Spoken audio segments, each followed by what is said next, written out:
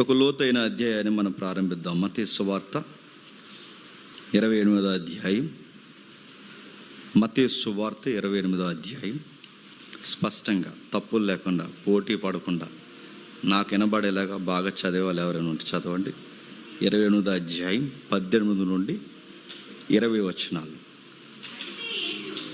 అయితే యేసు వారి యొద్దకు వచ్చి, పరలోకమందును భూమి మీదను నాకు సర్వాధికారము ఇయ్యబడి ఉన్నది, కాబట్టి మీరు వెళ్ళి సమస్త జనులను శిష్యులుగా చేయుడి.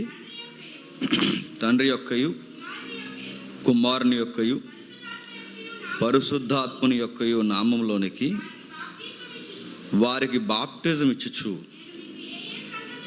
నేను మీకు ఏ సంగతులను ఆజ్ఞాపించుతున్నో వాటన్నిటినీ గైకొనవలెనని వారికి బోధించుడి. ఇదిగో నేను యుగ సమాప్తి వరకు సదాకాలము మీతో కూడా ఉన్నానని వారితో చెప్పును. ఆగుతాం. నేను ఎప్పటి నుండో మరొకసారి ధ్యానించాలి, సంఘానికి చెప్పాలనుకుంటున్న విషయాలు ఇదొకటి. ఒక కంప్లైంట్ వచ్చింది ఈ సంఘం నుండి. 2 మెసేజ్లు వద్దు, ఒక మెసేజ్ చాలు అని చెప్పారు నాకు. నేను అడుగుతున్నాను, ఆ క్వశ్చన్స్ అడుగుతున్న వారు ఆ టైం స్పెండ్ చేయలేని వాళ్ళు ఎవరైనా ఉంటే, ఈ వచనాల భావం ఏంటో తెలుసుకుంటే మీరు పొడవబడతారు. ఒక విషయం చెప్పినా, ఒకవేళ 2 మెసేజ్లు చెప్తే ఏమవుద్ది? జనాలు వెళ్ళిపోతున్నారని, అప్పటి వరకు ఉండలేదని చెప్తున్నారు తమ్ముళ్ళు నాకు. నేను అన్నాను, వెళ్ళిపోతే వెళ్ళిపోనియండి.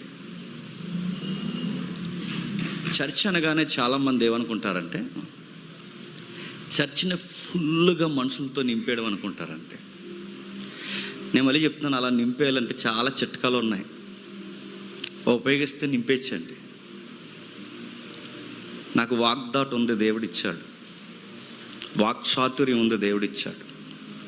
రెఫరెన్స్ని, ఎక్స్ప్లెనేషన్ వచ్చే వరం ఇచ్చాడు నాకు. దానికి చిన్న మెలితేస్తే రాజమండ్రిలో అన్ని సంఘాల కన్నా పెద్ద సంఘం 2 నెలలు అయిపోద్ది. అంతే. సంఘాన్ని నింపడానికి మనం పిల్లలేదు. జనాల్ని పోగేసుకోవడానికి దేవుడు మనకు పిలుపునివ్వలేదు. సంఘం అంటే మందిని ఎక్కువ చేయడం కాదు. సంఘం అంటే మందని అలా పోగేసి అట్రాక్షన్ చేయాలన్నదే సంఘం యొక్క పిలుపు. అదే కాదు. ప్రభు చెప్పాడు, అన్నయ్య చూసారా, తడబడుతూ మాట్లాడుతున్నాడు. ఆయన తడబడు మాట్లాడతాడని తెలిసినా మేము మెసేజ్ ఇస్తాం. అన్నయ్యే కాదు, నా ముందు చాలామంది తమ్ముళ్ళు మాట్లాడతారు. ఈరోజు ఉదయం తమ్ముడు రాజశేఖర్ ఎక్కడెక్కడో ఉన్నాడు అనుకుంటా, వాడికి ఉదయం కాకినాడలో వర్షిప్ మెసేజ్ ఇచ్చాం. తడబడు మాట్లాడతారు. ఎందుకు ఇస్తున్నాం వీళ్ళందరికీ? జేమ్స్ అనేవాడు ఎప్పుడూ ఉండడు. జేమ్స్ అనేవాడు రేపు పొద్దున్న వయసు అయిపోవచ్చు, ప్రమాదం జరగవచ్చు, ఏదో ఒకటి జరగవచ్చు. వెలసెల్లిపోయిన సంఘాలు ఈరోజు అర్ధాంతరంగా ముయ్యబడ్డానికి కారణం ఏంటో తెలుసా? వాళ్ళు చేసిన బ్లండర్ మిస్టేక్, శిష్యుల్ని తయారు చేయకపోవడం. సంఘానికి ఇచ్చిన అతిపెద్ద పిలిపేడు చెప్పనా? నీ అయ్యని, మీ అమ్మని, మీ కూతుర్ని, మీ కొడుకుల్ని, మీ భార్యల్ని, నెక్స్ట్ వర్డ్ నేను ఉపయోగించకూడదు, మీ బామ్మర్దుల్ని ఎక్కిస్తారని దేవుడు సంఘాన్ని ఇవ్వలేదు. దేవుడు సంఘాన్ని ఎందుకు ఇచ్చాడంటే, మా పెత్తందారి వ్యవస్థలో మా వాళ్ళని చూపించుకుంటానని దేవుడు సంఘాన్ని ఇవ్వలేదు. ప్రభు చనిపోయాడు, తిరిగి లేచాడు, మేఘాల మీద వెళ్ళిపోయే ముందు శిష్యులకి వీడుకోలు మాటలు చెప్తున్నాడు. ఇలా రండి, మీకు గ్రేట్ కమిషన్ ఇస్తున్నాను అన్నాడు. థియోలాజికల్ వర్డ్స్లో, తత్వజ్ఞానంలో, తత్వశాస్త్రంలో, క్రైస్తవ తత్వశాస్త్రంలో దీనికి ఇచ్చిన పదం great commission. Great commission, great commission అన్నారు దాన్ని. గ్రేట్ కమిషన్ అంటే, కమిషన్ అంటే బృందం, ఒక బృందముగా ఏర్పడాలట. ఆ బృందముగా ఏర్పడిన వారు మిగిలిన మనుషులను తయారు చేయడానికి బృందాలు కదలాలంట. అది సంఘం.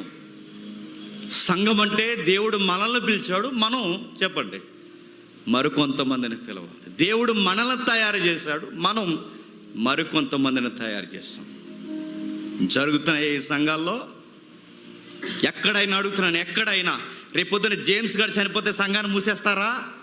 మూసేశారు చాలా సంఘాలు, మీరు కావాలంటే చూడండి. భక్త్ సింగ్ గారు చనిపోయాడు, మొన్న వార్తలు వచ్చింది.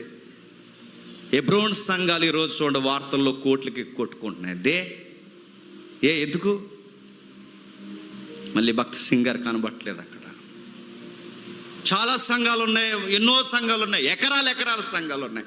సంఘాలుగా ఉన్న సంఘాల్లో జనాలు లేరు ఇప్పుడు. గోడలు ఉన్నాయి, బిల్డింగ్లు ఉన్నాయి, షెడ్లు, ఎకరాలు మిగిలిపోయాయి. అందరూ చేసిన తప్పేంటి చెప్పనా? వాళ్ళు శిష్యులను తయారు చేయలేదు. వాళ్ళు ఉన్నంతకాలం నడిచింది, వాళ్ళు చచ్చిపోతారు, షెడ్ మూసేస్తారు అంతే. మన సంఘం అలా కాదండి, అలా ఉండకూడదండి. అలా ఉండకూడదంటే తడబాటు వచ్చిన నమ్మకమైన వ్యక్తులకి మైక్ ఇచ్చి మాట్లాడగా ప్రాక్టీస్లో రాగా వస్తుంది. ఒకరోజు దేవుడిని నోటుంటే ఒకరోజు స్పష్టంగా మాట్లాడతాడు, విలువైన విషయాలు మాట్లాడతాడు. అందుకే మరొక విషయం గమనిక, అలా అని అందరికీ మైకేమి ఇక్కడ షరతులు వర్తిస్తాయి, అబ్జర్వేషన్ ఉంటుంది. ఎలా అంటాడు ఏంటి, ఈ తైతెక్కలు వ్యవహారానికి మైకిస్తే రేపు పొద్దున ఏ కుంపట తెచ్చి పెడతాడు, ఇవన్నీ ఉంటాయి.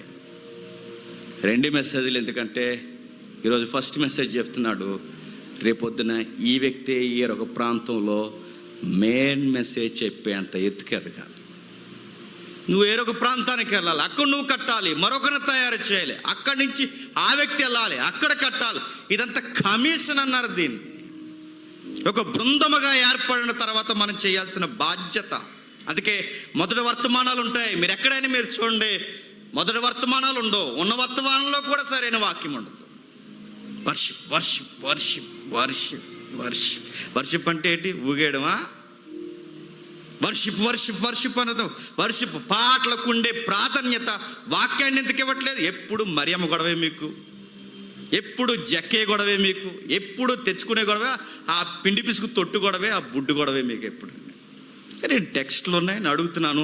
ఒక సర్వేలో చెప్పారండి, అసలు ఈ రెఫరెన్స్ చదివిన వాళ్ళే లేరంట, తెలుసా? నెక్స్ట్, ఈ రెఫరెన్స్ చదివినా దీని అర్థం తెలియని వాళ్ళు 100కి, మళ్ళీ చెప్తున్నాను, 100కి 10 మంది కూడా లేరంట. అది ఒక మహాజ్ఞట దేవుడు మనకి ఇచ్చాడట. దీన్ని ఏమని దీన్ని కేటగిరీ మనకు విడదీశాడట. అది భూమి మీద ఒక మాటను సెలవిస్తున్నాడు. ఇదిగో ఆయన వెళ్ళిపోతున్నాడు, వెళ్ళిపోతూ ఒక మాట అన్నాడు. సువార్త చేయండి అనలేదు, దానితో కలిపి ఒక మాట అన్నాడు. ఏమన్నాడు చెప్పండి? శిష్యులను తయారు చేయండి. ఏం తయారు చేయాలట? శిష్యులను తయారు చేయడం అంటే ఎలా తయారవుతారండి? బాటిల్ తేరా అనాలా? చెప్పులు అక్కడ పెట్టు. ఇండియాలో మన మూలాల్లో గురువులకి శిష్యులకు ఉండే విధానం ఇది, కానీ మన మధ్య అది లేదు. క్రిస్టియానిటీలో మన చెప్పులు మోయించి, మన వాటర్ బాటిల్ మోయించి, మన బైబిల్ మోయించి, ఒకవేళ వయసు అయిపోతే పెద్ద ఆయనకి తప్పులేదేమో, కానీ మనకు అన్ని కాళ్ళు చేతులు బాగున్నప్పుడు మన చుట్టూ ఉన్న వాళ్ళని నేను అడుగుతున్నాను, శిష్యులను తయారు చేస్తున్నావా, బానిసలను తయారు చేస్తున్నావు అని అడుగుతున్నాను.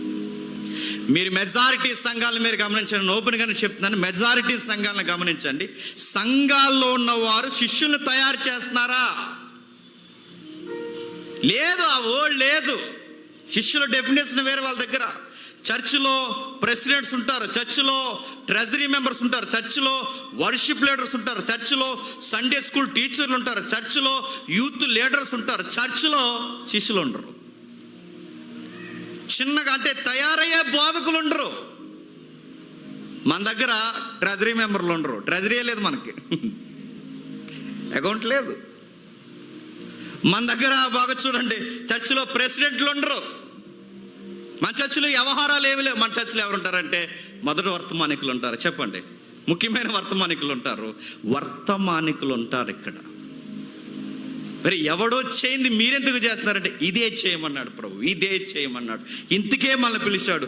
శిష్యులు అనగానే చెబుతున్నాడు చూడండి. శిష్యులంటే 20 వచనంలో నేను మీకు ఏ సంగతులను ఆజ్ఞాపించుతున్నో వాటన్నిటినీ గైకొనవలెనని వారికి బోధించి. నేను మీకు ఏ ఏ సంగతులు ఆజ్ఞాపించుతున్నో వాటన్నిటినీ గైకొనవలెనని వారికి బోధించుడి. వారికి బోధించుడి. శిష్యులు అనగానే ఏంటి చెప్పండి? బోధను గైకొనాలట. ఎప్పుడు శిష్యుడు తయారవుతాడు చెప్పండి? నా కూడా తిరిగితే తయారవుతాడా? శిష్యులు ఎప్పుడు తయారవుతారు చెప్పండి? ఇంటర్నేషనల్ స్పీకర్ల చుట్టూ తిరిగితే తయారవుతారా? శిష్యుడు ఎప్పుడు తయారవుతాడు చెప్పనా? ఆ బోధకుడు చెబుతున్న బోధ ఏంటో దాన్ని జాగ్రత్తగా పసిగట్టి నేర్చుకుని దాని అవపోసన ఎవడైతే పడతాడో, ప్రాక్టీస్లో ఎవడైతే పెడతాడో వాడు శిష్యుడవుతాడు. బోధన గైకున్నవాడు శిష్యుడవుతాడు. నాకు మెసేజ్ ఎవరేంటంటే నీకు ఎవరు? నీకు ఎందుకు ఇస్తారు? నువ్వు అన్ని కిలీలు మోసుకుంటూ తిరుగుతావు, నీకు ఎందుకు ఇస్తారు? చాలామంది శిష్యులు అనగానే ఏమనుకుంటున్నారు తెలుసా? వచ్చిన ఈ చర్చ్ దగ్గరికి వస్తారుగా, మీ వెహికల్స్ పెడుతున్నారుగా, బయట పెట్టొద్దంటలేదు, వెహికల్స్ పెడుతున్నారుగా, ఆ వెహికల్స్ అన్ని లైన్లో పెట్టించడం. ఆటోలు ఇటేవి పెట్టండి, సైకిల్ ఇటేవి పెట్టండి, మోటార్ సైకిల్ అటేవి పెట్టండి, కార్లు ఇటేవి పెట్టండి అని ఇదో పెద్ద సేవ అనుకుంటున్నారండి. ట్రాఫిక్ జామ్ ఇలా ట్రాఫిక్ పోలీసులాగా ఇలా ఒక విజిలేసి అని ఇలాగ అనడం చెయ్యొద్దు అంటలేదు నేను, కానీ అది శిష్యరకము కాదు. అక్కడ ఆగిపోకండి. మీరు ఊడిగం చేస్తున్నారు, మీకు నచ్చినా నచ్చకపోయిన పదం ఊడుగం. వాళ్ళ పిల్లలు బట్టలు చూస్తున్నారు, వాళ్ళ ప్లేట్లు ఎత్తుతున్నారు, వాళ్ళ ఇంట్లో పనులు చేస్తున్నారు, వాళ్ళకి పార్కింగ్ పనులు చేస్తున్నారు, చెత్తంతా చేస్తున్నారు. చెయ్యండి వద్దంటలేదు, కానీ దాని వెనకాల ముఖ్యమైనది ఒకటి ఉంది, బోధ నేర్చుకోండి.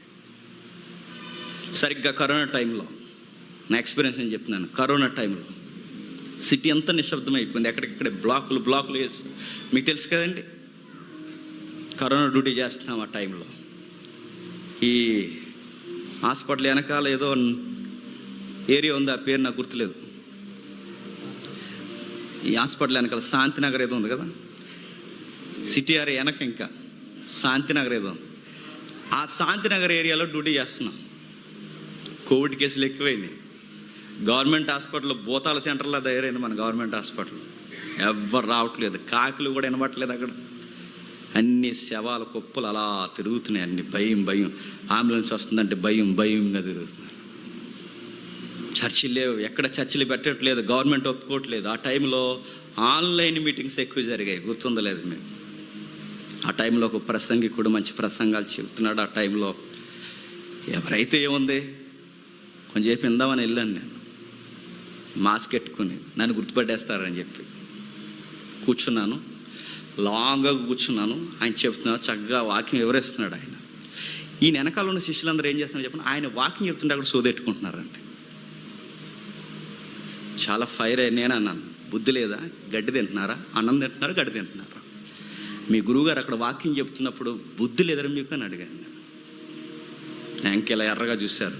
అందులో ఒకడు గుర్తడేశాడు, ఆయన జేమ్స్ అని. మారు మాట ఎత్తలేదు ఆ రోజు నేను ఎత్తాను. మీరు ఏం నేర్చుకుంటున్నారు ఇక్కడ నాకు తెలియదు, కానీ ఆయన వాక్యం వివరిస్తున్నప్పుడు మీరే నేర్చుకోకపోతే ఆయన ఎంతకాలం ఉంటాడని అడిగాను. ఇక్కడే నేను మళ్ళీ చెప్తున్నాను, శిష్యరకం అంటే తెలియాలి. శిష్యరకం అంటే తెలియాలి. తెలియకపోతే మీరు సైకిల్ స్టాండ్లో పని చేయడమే శిష్యరకం అనుకుంటున్నారు, ఆటో లైన్లో పెట్టించడమే శిష్యరకం అనుకుంటున్నారు, బరకాలేసి అక్కడతో ఆగిపోవడమే శిష్యరకం అనుకుంటున్నారు, ఈ పనులు చేయడమే శిష్యరకం అనుకుంటున్నారు. ఒకరోజు ఒక ఏరియాకి మీటింగ్కి వెళ్ళని అన్ని ఎక్స్పీరియన్స్ చెప్తున్నాను, రేపటి నుంచి పిలుస్తారు లేదో నన్ను. ఆయన చెప్తున్నాను, నా ముందు సీనియర్ స్పీకర్ ఆయన, కానీ అక్కడ ఉన్న కన్వీనర్ ఒప్పుకోలేదు. మెయిన్ మెసేజ్ మీరు చెప్పండి, నేను చిన్నోడిని, ఆయన కన్నా వయసులో చిన్నోడిని, ఆయన పెద్దోడు, ఆయన ఫస్ట్ మెసేజ్ చెప్పండి. అప్పటికే చెప్పాను, పెద్ద ఆయన హట్ అవుతాడు. నాకు ఫస్ట్ మెసేజ్ ఇవ్వకండి, ఆయనకి మెయిన్ మెసేజ్ ఇవ్వండి. నాకు ఫస్ట్ అయినా సెకండ్ అయినా ఒకలాగా ఉంటుంది మన తీరి, నాకు ఫస్ట్ మెసేజ్ ఇచ్చండి అని అన్నాను. లేదు మీరు చెప్పేసిన తర్వాత మళ్ళీ పబ్లిక్ లూజ్ అయిపోతారు, మెయిన్ మీరు చెప్పండి అన్నాను. సరే ఆయనకు ఓకేగా అన్నాను. ఆయనకు ఓకే చెప్పేస్తా అన్నారు. ఆయన మెసేజ్ అయిపోయి వెళ్దామని అనుకుంటే నాకు సిగ్గుమాలిన విషయం, అలా వెళ్ళకూడదు, ఆయన గౌరవించాలిగా. నేను కూడా ఆయన మెసేజ్ వినాలి. వెళ్ళాను, కూర్చున్నాను, వింటున్నప్పుడు ఆయన మధ్యలో వాటర్ అడిగాడండి. నాకు శ్రీకాంత్ భయ్య ఇలా ఇచ్చేస్తాడు తెచ్చి, నాకు ఎవరైనా ఇలా ఇస్తారు. ఆ గురువు వాళ్ళ శిష్యుడు ఎలా తెచ్చాడో చెప్పిన, అలా మెట్ల మీద మోకాళ్ళ మీద నడుచుకుని వచ్చి, పేరు అడగండి, యంగ్ స్పీకర్ నేను చెప్తున్నాను మళ్ళీ, అలా మోకాళ్ళ మీద ఇలా వచ్చి ఎంత సాత్వికంగా మాట్లాడతాడో యూట్యూబ్లో. ఇలా వచ్చి ఆ అబ్బాయి అండి ఇలా ఇచ్చాడండి వాటర్ బాటిల్. ఇలా తాగేసిన తర్వాత బాటిల్ అలా పెట్టారు, మళ్ళీ బాటిల్ అలా దించాడు, కిందకి తల దించుకున్నాడు, అలా మోకాళ్ళ మీద వెళ్ళాడు. అవాక్ అయిపోయాను నేను. ఏంట్రా ఇది ఏంటి అని అడిగితే వాళ్ళు చెప్తున్నారు నాకు చెవిలో, శిష్యరకం అన్నారు. ఏంటట శిష్యరకమా? తర్వాత ఆయన డయాస్ దిగాడు, ఆయన షూస్ అక్కడ తెచ్చారు, అక్కడెక్కడో పెట్టాడు, ఆ షూస్ తెచ్చి అక్కడ పెట్టారు.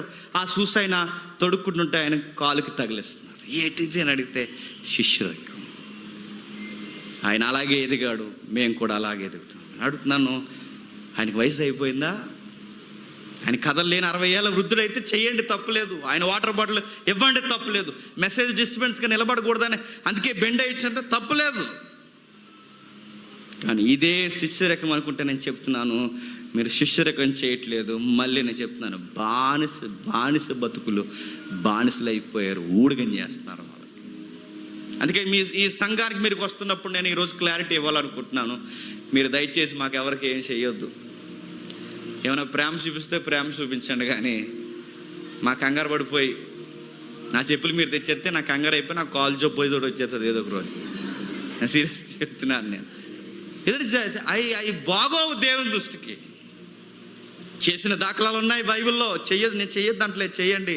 చేసిన దాఖలాలు ఉన్నాయి బైబిల్లో. ఎలీసా టైంలో దేశమంతా యుద్ధం మారుమోగిపోతుంది, రాజులు బెంబెల్లెత్తిపోయారు.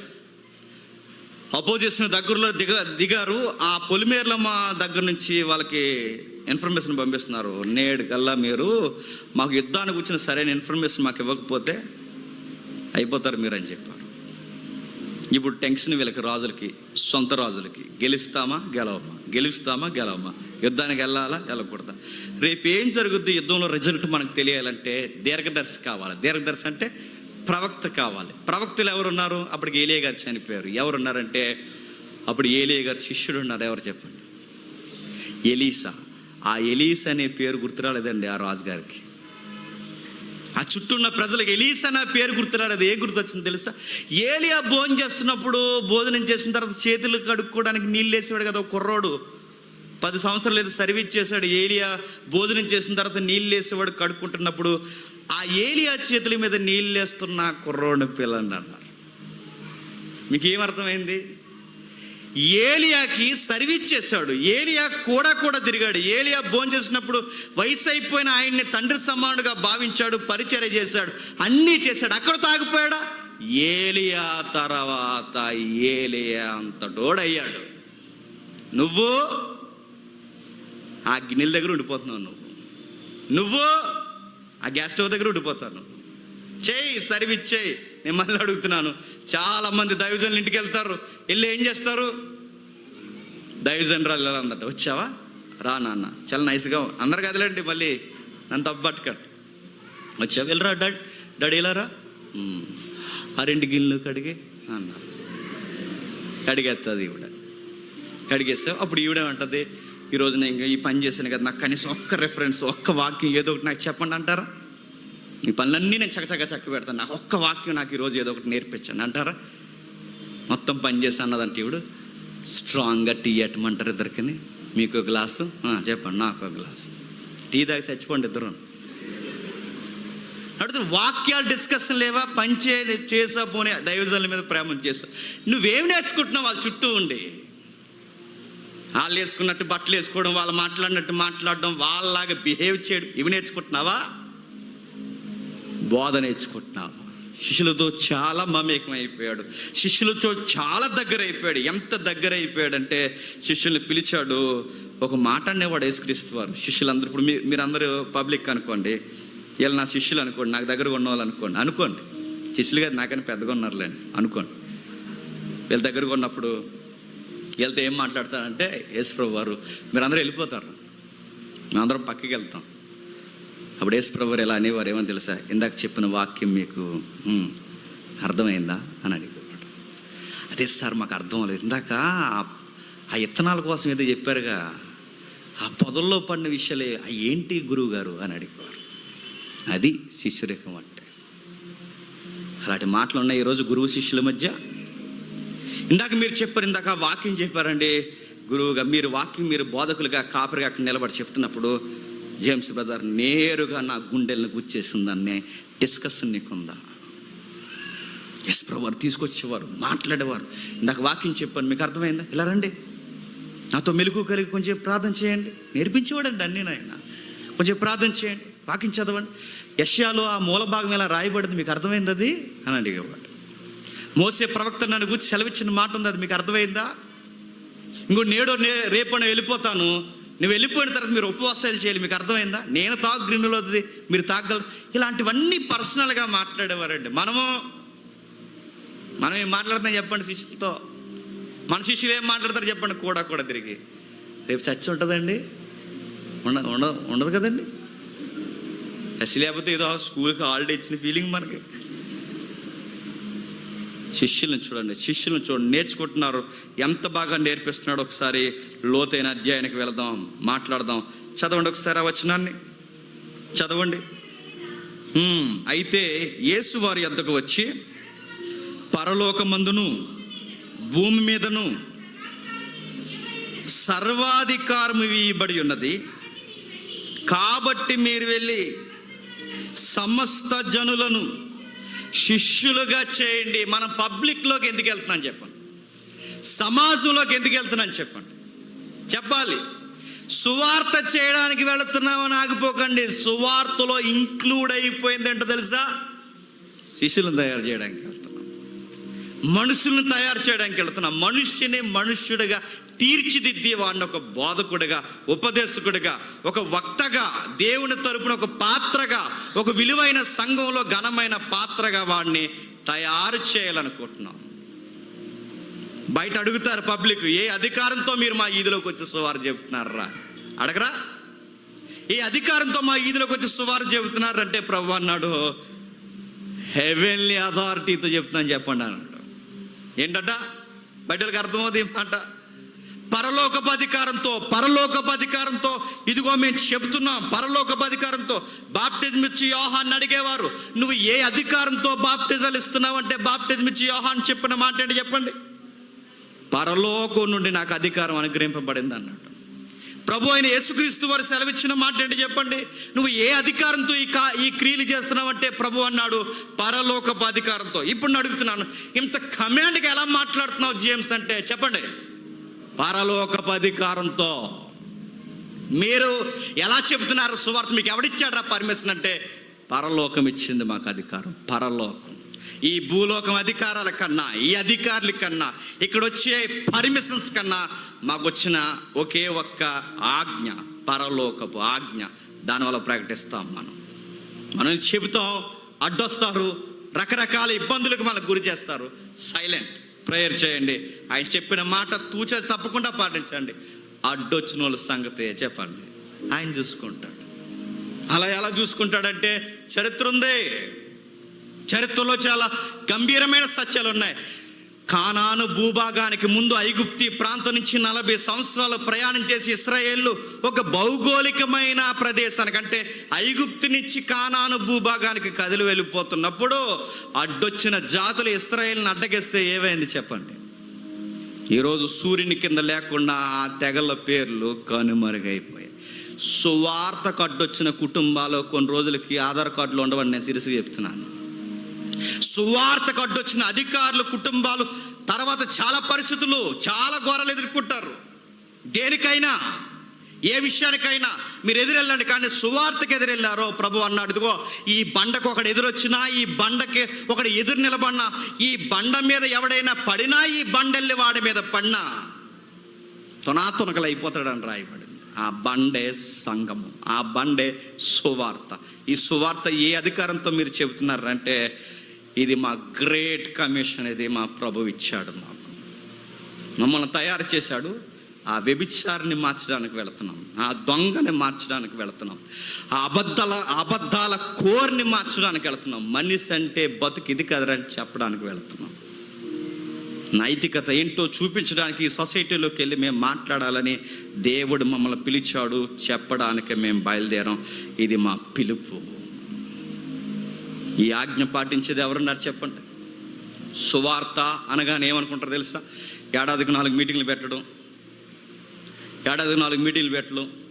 అప్పుడప్పుడు నెలకు ఒకసారి 2వ శనివారం వస్తుంది కానీ గట్టి భోజనాలు పెట్టుకోవడం.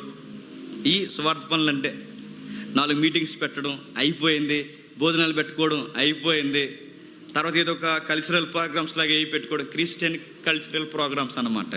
అవి పెట్టుకోవడం. మొన్న ఆయన ఎవరో క్రైస్తవులు యాసంగి కాలంలో మాగాయ పచ్చడి ఎలా పెట్టుకోవాలో చెప్తున్నాడండి ఆయన. చూడండి, యూట్యూబ్లో ఉంది కావాలంటే. క్రైస్తవులు మాగాయ పచ్చడి ఎలా పెట్టుకోవాలి, క్రైస్తవులు గోంగూర పచ్చడి ఎలా తయారు చేసుకోవాలి, ఇక్కడే క్రైస్తవులు క్రైస్తవుల బిర్యానీ ఎలా వండుకోవాలి అడుగుతున్నారు. ఏంటండి ఇవన్నీ? అన్నీ చేస్తున్నారు, సభలు చేస్తున్నారు, కల్చరల్ ప్రోగ్రామ్స్ చేస్తున్నారు, బైబిల్ టెస్టులు పెడుతున్నారు, అన్నీ చేస్తున్నారు. నేను దండం పెట్టి మళ్ళీ మిమ్మల్ని అందరినీ, సంఘాల వాళ్ళని మిమ్మల్ని ఆలోచించమని అడుగుతున్నాను. అన్నీ చేస్తున్న మీరు మీ తర్వాత ఎందుకు బోధకులను తయారు చేయట్లేదు? మీ తర్వాత ఎవరు? మీరు చచ్చిపోతే, మీ కొడుకు చేతగానుడు కాకపోతే, మీరు చనిపోతే, మీ కుటుంబంలో మీ తీవ్రత లేకపోతే, మీరు చనిపోతే రేపు పొద్దున్న ఈ సంఘాన్ని మూసేయడమేనా? ఇంకా ఇంతమంది విశ్వాసులు ఇంక వదిలేయడమేనా లోకంలోకి?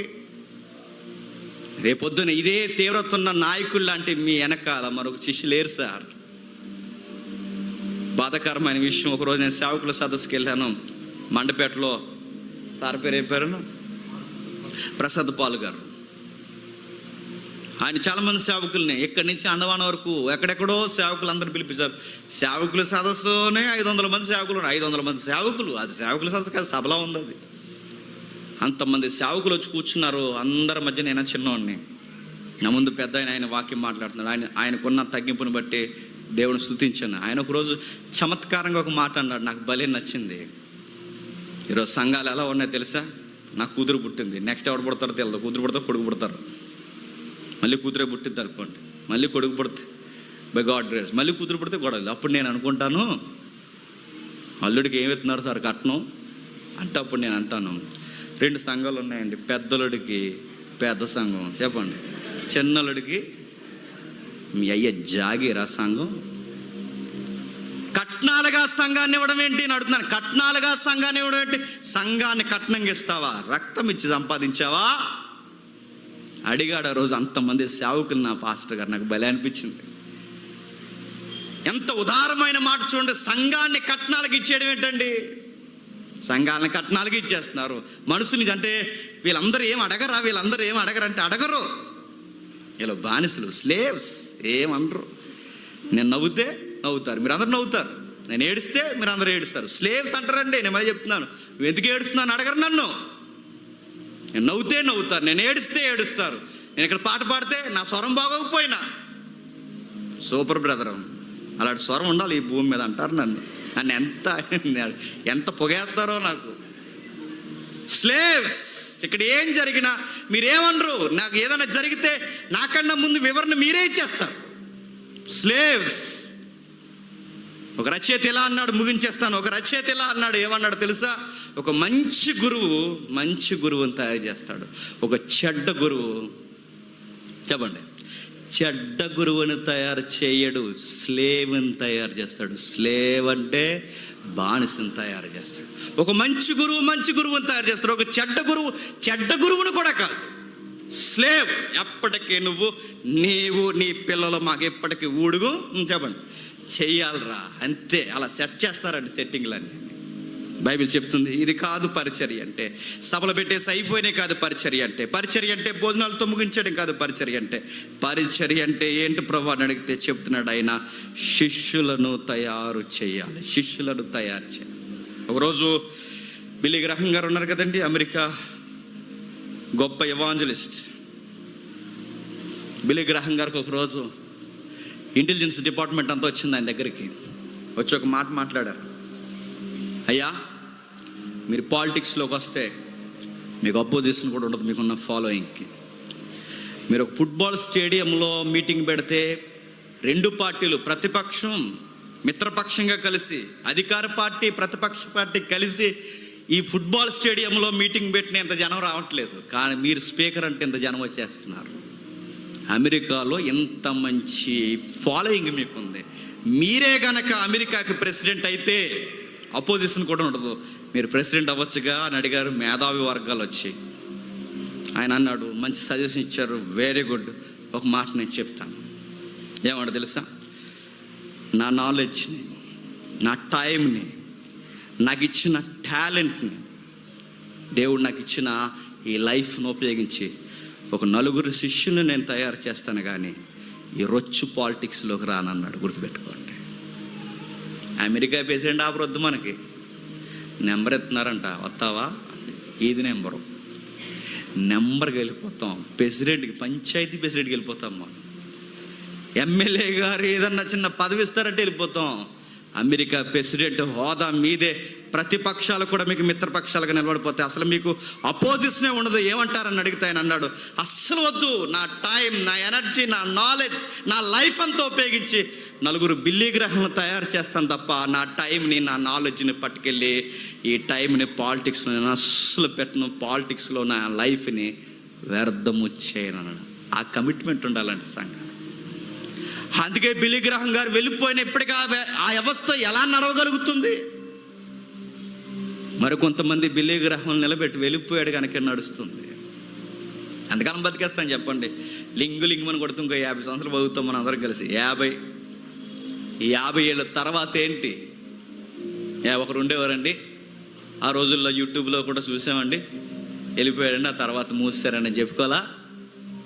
ఇంకా బుడ్డలు తిరుగుతున్నారు ఇప్పుడు, వాళ్ళు ఎదుగుతారు. రేపొద్దున్న అచ్చు ఆ జేమ్స్ లాగే మాట్లాడుతున్నారండి. ఎవరండి ఈ పిల్లలు? ఆ సంఘం పిల్లలేనండి చెప్పుకోవాలి. ఎలా తయారయ్యారండి? వాళ్ళు మాట్లాడే ముందు వాళ్ళు మాట్లాడిస్తారంటండి, వాళ్ళు కూడా మాట్లాడతారంటండి. మాట్లాడి మాట్లాడి మాట్లాడి అచ్చు వాళ్ళకలాగే చెప్పండి వాక్యాలు వివరిస్తున్నారండి. వాళ్ళు వెళ్ళిపోయినా వీళ్ళు ఉన్నారండి. ఇదండి సంఘం నేర్చుకోవాల్సింది. ఇదండి సంఘం నేర్చుకోవాల్సింది. ఎక్కడుంది చెప్పండి ఈ సంఘాలకి? లేవండి సంఘాలకి. పిల్లలు, ఆడవాళ్ళు, మగవాళ్ళు అందరూ కలిసి సంఘాల్లోనూ వాళ్ళ ఇళ్లలోనూ పనులు చేయడానికి ఉన్నారు తప్ప వాక్యాలు నేర్చుకోవడానికి ఎక్కడున్నారు చెప్పండి? నేను పని చేయొద్దంటలేదండి, సేవకులకి చెయ్యండి, కానీ అక్కడతోనే చెప్పండి ఆగిపోకండి. మార్తా మరియుల సందర్భం మీకు తెలుసు. ఏం చేశారండి వాళ్ళు? వచ్చి మరి అమ్మ దగ్గరుండి వింటుంది, మార్తమ్మ లోపల సీరియస్గా వండేస్తుంది. ఈ నోట్లోంచి ఏమొస్తుందా అని ఎదురు చూస్తుంది మరియా. ఆయన నోట్లో ఏం పెట్టాలా అని ఎదురు చూస్తుంది మార్త. ఎంత డిష్ తయారు చేసిందో ఏంటో, మరి ఎన్ని ఐటమ్స్ పెట్టిందో ఆ రోజు. అటు ఇటు తిరిగే సీరియస్ అయిపోయాను. ఎంత మెనూ నేను తయారు చేస్తున్నాను మై లాట్, నాకు హెల్ప్ చేయడానికి మా సిస్టర్ని పంపరేంటి, అస్సలు మీకు జాలి లేదా నా మీద అని అడిగింది. వెరీ గుడ్, నా ఆకలిని ఎరిగిన తల్లి, సూపర్, నువ్వు ఇక్కడ నాకు ఆహారం పెట్టో, రేపు నీకు అక్కడ ఆహారం పెడతాను అన్నాడా? ముందే అవన్నీ పక్కనెట్టి చెప్పండి, ముందు వాక్యం. ఒక విషయం చెప్తున్నాను మార్త, ఆహారం ఇవన్నీ నశించిపోతాయి, కానీ ఎప్పటికీ నశించింది ఒకటే, నేను చెప్పు వాక్యము గైకొను అన్నాడు. ఆ రోజు సంఘానికైనా శిష్యులకైనా అందరికీ చెబుతున్నాడు చూడండి, అందరికీ బోధిస్తున్నాడు చూడండి. శిష్యులను తయారు చేయుడు. శిష్యులను తయారు అంటే లోకంలోనికి మనం వెళ్ళి ఏం చెప్తాం? సువార్త చెప్తాం, తర్వాత వింటారు, వస్తారు, ఒక గుంపుగా ఏర్పడతాం. ఈ గుంపులో ఉండి ఏం చేయాలి? వారం వచ్చి వెళ్ళిపోవడమా? ఒక పాత్ర పోషించాలి. ఇక్కడ అందరూ మెసేజ్ చెప్పలేరు. ఏదో ఒక పాత్ర ఉంటుంది నీకు, ఏదో ఒక పాత్ర, ఆ పాత్రను నువ్వు పోషించాలి. నువ్వు గాయకుడివా? ఉపదేశం చెప్పగలవా? ప్రేమించగలవా? పంచగలవా? వచ్చిన వారిని ప్రేమించి కూర్చోబెట్టగలవా? అట్మాస్ఫియర్ డిజైన్, ఏదో ఒక పాత్ర ఇన్వాల్వ్ అయిపోవాలి. అది నువ్వు చెయ్యాలి. ఎక్కడ చేస్తున్నారండి? వస్తాం శ్రోతలుగా 2 మెసేజ్లా 9 అయిపోతుంది, చెప్పండి, వెళ్ళిపోతాం. మళ్ళీ నాకు బ్యాక్గ్రౌండ్ వర్క్ ఏమని 2 మెసేజ్లు వద్దంట, ఆపండి. అందుకే మీకు పనిష్మెంట్ ఇస్తున్నాను భవిష్యత్తులో. నేను భోజనాలు ఇక్కడే పెడదాం అనుకుంటున్నాను. వెళ్ళకూడదు ఇక్కడికి, తినేసి ఇక్కడే 2 మెసేజ్లు వినేసి వెళ్ళాలి. నిజంగానే చెప్తున్నాను. మనం ఓన్ చర్చిలోకి వెళ్ళిపోతాం, కొన్ని నెలల తర్వాత అక్కడికి వెళ్ళిపోయిన తర్వాత మన ఖర్చులు ఉండవు. అక్కడికి బై గాడ్ గ్రేస్ దేవుడు ఒక కుటుంబాన్ని ప్రేమించి మనకి ఇచ్చిన ఆ చర్చిలోకి మనం వెళ్ళిపోతాం, అక్కడ ఉంటాం. ఆ రోజు నేను మళ్ళీ చెప్తున్నాను, అక్కడే భోజనాలు అందరికీ 9 కల్లా మీరు ఇంక వంట వారిపోద్దు మీకు. ఇంకా ఇక్కడికి రావాలి, వినాలి, వారం వారం ఇక్కడ కూర్చోవాలి ఒక పాత్రగా. నీకు దేవుడు ఏదో ఒకటి ఇస్తాడు. ఏమి ఇవ్వకండి, ఎవరిని పుట్టించడండి. ఏదో ఒక టాలెంట్ నీకు ఉంటుంది, అది సంఘానికి ఉపయోగపడడానికి నీకు ఇస్తాడు. శ్రోతలుగా సంఘానికి శిష్యులు రాకూడదు, ఏదో ఒకటి చేయాలి. అందుకే చెప్తున్నాడు చూడండి, త్వరగా ముగించేద్దాం. 19వ వచనం, కాబట్టి మీరు వెళ్ళి సమస్త జనులను శిష్యులుగా చేయుడి, తండ్రి యొక్కయు కుమారుని యొక్కయు పరిశుద్ధాత్మని యొక్కయు నామములోనికి వారికి బాప్తిసమిస్తూ సువార్త చేయండి అని ఉందా, శిష్యులను చేయాలనుందా? సువార్త చేస్తూ చెప్పండి, శిష్యులు తయారు చేయండి. సువార్త చేస్తూ శిష్యులను తయారు చేయండి. ఆ మార్కు సువార్తలు ఉందగా, మీరు సర్వలోకానికి వెళ్ళి సర్వ సృష్టికి సువార్తను ప్రకటించండి. ఎక్కడుంది వివరణ? ఆ సువార్తలో ఇంక్లూడ్ అయిపోయిందే శిష్యులను తయారు చేయడం. శిష్యులను తయారు చేయడం అంటే చుట్టూ పనులు చేయడం కదండి. శిష్యులను తయారు చేయడం అంటే మీరు గమనించండి, ఒక లీడర్, ఒక శిష్యుడు, ఇద్దరు కలిసి ఫ్రెండ్స్లా ఉండాలండి. మరి యేసుక్రీస్తు వారిని ఎప్పుడైనా మీరు బైబిల్లో మీరు ఎక్కడైనా మీరు గమనించండి, యేసు ప్రభు శిష్యుల పాదాలు కడిగినట్టు ఉంది, కానీ శిష్యులు యేసు ప్రభు పాదాలు కడిగినట్టు ఒక్క రెఫరెన్స్ ఉందా? ఇప్పుడు చెప్పండి, ఇప్పుడు ఏం జరుగుతుంది ఈ కాలంలో? ఇప్పుడు రివర్స్ చెప్పండి. గురువు గారు శిష్యుల పాదాలు కడిగినట్టు బైబిల్లో చదివాం. ఎప్పుడు గురువు గారి పాదాలే శిష్యులు కడుగుతూనే ఉంటాం. తలకు నూనె ఎడుతుంటారు, కాళ్ళు నొక్కుతుంటారు, బట్టలు ఉతుతుంటారు. బతకండి ఇంకా అలా ఉతుకుంటుపోండి, అక్కడే ఆ సర్ఫ్ వేయండి, అన్నీ వేసి అక్కడ ఉండిపోండి. నేను అడుగుతున్నాను, ఇక్కడ బైబిల్ మీరు ఇంకా చూడండి. ఆయన ఏమన్నాడు తెలుసా? మీరు నా శిష్యులు అనలేదండి, ఆయన ఒక మాట అన్నాడు, మీరు నా స్నేహితులు, మై ఫ్రెండ్స్ అన్నాడు. నా స్నేహితులు మీరు. రెండు ప్రేయర్ చేద్దాం అని అడుగుతున్నాను. యేసుప్రభు వారికి ప్రేయర్ సపోర్ట్ కావాలండి, నాకు ప్రార్థన సహాయం చేయండి, నా పక్షాన్ని విజ్ఞాపన చేయండి అన్నాడు ఆయన. కలిసి ప్రార్థన చేయండి, ఎందుకంటే నేర్చుకోండి. నేను ఎక్కువ రోజులు మీతో ఉండను, ప్రార్థన నేర్చుకోండి. నాకు చెప్పిన లెసన్ మీకు అర్థమైందా? ప్రసంగం మీకు అర్థమైందా? ఏ పేతురు అర్థమైందా? నీకే ముందు పెద్దోడు, అర్థమైందా? అడిగేవాడు, ఏ ఉరుమడి వారులారా, యాకోబు యోహాను, అర్థమైందా? యోధా మనీ కోసం చెప్పిన అర్థమైందా? అన్ని విషయాలు నేర్పిస్తున్నాడు, ప్రతిదీ చెప్తున్నాడు, అన్నీ నేర్పిస్తున్నాడు. నేర్పించాలో గురువు ఎప్పుడు గుర్తుపెట్టుకోండి, గురువుకి యజమాని గుండి బానిసలుగా చేసుకోవాలనుకున్న వ్యక్తికి తేడా ఎక్కడ తెలుసా? ఒక గురువు ఎప్పుడు మనకి ఎప్పుడు గుర్తుపెట్టుకోండి, ఒక గురువు ఎప్పుడు మంచి గురువు, మంచి కాపరు ఎప్పుడు తనలాగే అందరూ ఉండాలనుకుంటాడు. చెడ్డ గురువు ఎప్పుడు వాళ్ళ కింద ఉండాలి, చెప్పండి, నేను పైన ఉండాలనుకుంటాడు. ఇదేనండి, మీరు అక్కడే పసిగట్టండి దయచేసి. నేను లైవ్ వెళ్తుంది సార్వత్రిక సంఘానికి నేను చెప్తున్నాను, అక్కడే మీరు పసిగట్టండి. సేవకులకు హెల్ప్ చేయొద్దు అంటలేదు, కానీ మీరు అక్కడతోనే ఆగిపోకండి, ఇంకా ముందుకు రండి, వాకింగ్ అయిపోనండి. ఇలా వాకింగ్ అయికొని మీరు కూడా ఒకరోజు ఒకరిని తయారు చేయండి. ఈ మధ్యకాలంలో గమనించింది ఏంటో తెలుసా? అందరూ అయ్యగారి తాలికే కనబడతారు. ఏదికి మీద అయ్యగారి తాలికే, అందరూ అయ్యగారి తాలికే. అయ్యగారి పిల్లలే పాటలు పాడతారు, అమ్మగారే నడిపిస్తారు. ఇంకా చెప్పండి, అయ్యగారు బామ్మెర్ది గారు ఏదికి మీద ఉంటారు. ఇంకా చెప్పండి, నాకు కొన్ని పేర్లు గుర్తు రావట్లేదు. అయ్యగారు మామయ్య గారు, అయ్యగారు నాన్నగారు, అయ్యగారు. ఈయనెవరండి? జేమ్స్ గారికి ఏమైనా బంధువులు అవుతారా? ఈయనెవరండి? ఏమవరు. మరి అంత పెద్ద పాత్ర ఎలా పోషిస్తున్నాడండి? బ్రదర్ అనుకున్నామే, ఏమవడు. ఓపెన్గా చెప్తున్నాను, సురేష్ నాకు ఏమవడండి. నేను సీరియస్ చెప్తున్నాను, బైబిల్ పట్టుకుని చెప్తున్నాను. అందరూ మా తమ్ముడు అనుకుంటారు, సురేష్ నాకేమవడు. వాడు ఆత్మీయంగా మీ ఇద్దరం ఒకే ఆత్మీయ స్థితిలో పరిచయం అయ్యాం, ఆత్మీయంగా సహోదరులమయ్యాం. అందరూ ఏమనుకుంటారంటే వాళ్ళ తమ్ముడు అనుకుంటారు. ఇప్పటికీ యూట్యూబ్ మీద నెంబర్ ఆడదే ఉంటుంది నెంబరు. ఎవరు ఎంత ఎలా ఇచ్చిస్తారంటే, రేపొద్దున మీరు, నేను అనుకుంటాను, దేవా ఎదురు నిలబడి ఎవరిని తయారు చేసావరా జేమ్స్ నువ్వు అని అడిగితే అనుకుంటాను, ఒక సురేష్ ఉన్నాడు, ఒక శ్రీకాంత్ ఉన్నాడు, ఇంకా తమ్ముళ్ళు ఉన్నారు, డేవిడ్ ఉన్నాడు, చాలామంది ఉన్నారు ప్రభా. వీళ్ళందరూ రెడీ చేశాను, నా జిరాక్స్ కాపీలు ప్రభా. వాక్యం బాగా వివరిస్తారు ప్రభా. నమ్మకమైన శిష్యులుగా తయారు చేసిన ప్రభా. చెప్పుకోవడానికి ఆ రోజు నా దగ్గర సమాధానం ఉండాలి కదండి. నేను అడుగుతున్నాను, అకౌంట్ నెంబర్లు ఎవరు ఇస్తాను చెప్పండి? మనకు నమ్మకమైన మన ఇంట్లో వాళ్ళు ఇస్తాం. కానీ నిజమైన సంఘం ఎలా ఉంటుందో తెలుసా? ఇలా రా బర్నబా, వెళ్ళరా, ఇంకా పలానా దగ్గర సంఘం ఉందంట, అక్కడికి వెళ్ళు. కొత్తగా క్రిస్టియానిటీ స్టార్ట్ అయిందట అంతియోకియాలో, అక్కడ ఉండు. అప్పటివరకు నడిపించి మేము వస్తాం, ఏం జరుగుతుందో. అలా ఎవరో ముక్కు ముఖం పరిచయం లేని ఒక బర్నబాని కొన్ని సంవత్సరాలు కనిపెట్టి పంపించారు చూడండి. ఈరోజు మనమైతే ఎవరిని పంపుతాం చెప్పండి? మన తాళీకుడికి ఏమీ రాకపోయినా అన్నీ పంపుతాం. ఆడెళ్ళి ఒకటి అంటుంటాడు. ఒకటి చెప్తుంటాడు. ఒకటి చెప్తా ఓ మాట నుంచి చెప్పకూడదు. ఆ మధ్యకాలంలో పెద్ద గొడవలు అయ్యి, రేపు మాపు ముఖ్యమంత్రి గారు వెళ్ళిపోతే ఇంకో ముఖ్యమంత్రి వస్తే, రేపు మాపు అధికారి వెళ్ళిపోతే ఇంకో అధికారి వస్తే, అధికారికి తగ్గ హుందాతనం ఆయన కొడుకు లేకపోతే పార్టీ మూసేయడమే. ఇంకా మధ్యకాలం నాకు ఏ పార్టీ సపోర్ట్ లేదు, నేను ఓపెన్గా చెప్తున్నాను, ఏ పార్టీ సపోర్ట్ లేదు. కానీ ఆ రోజు దొంగల ముఠా పార్టీ ఏదైనా ఉందంటే అది మా పార్టీ అంట. ఇంకేమంతా మూసి ఆపండి, మైక్ ఆపండి అన్నారు. ఇంకా